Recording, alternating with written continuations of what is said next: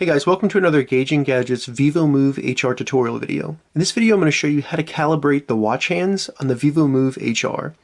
This can help solve problems if the analog watch hands are not showing the correct time, they seem to be off a little bit. You can actually fix that and it's not that hard.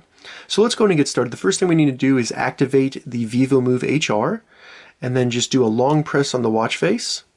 Once we're in here, we're going to just swipe left till we see the gear, select that.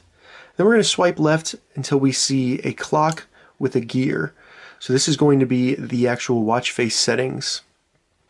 The first option here is calibrate hands. We're going to select that. So once we selected that, it moved the watch hands to what it assumes to be 12 o'clock. Now as you can see, it is inaccurate. The hour and the minute hands are completely off. So once you select in, it's first going to be to move the minute hand. That's a yellow hand.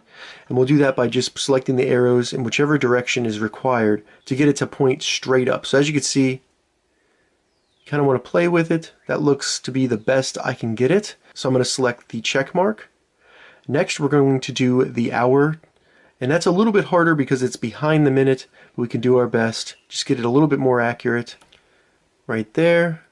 Oh, looks like it went a little bit too far. You just want to kind of play with it until you can get it as close to 12 o'clock as possible. Once you're done, select the check mark, and then we'll be done.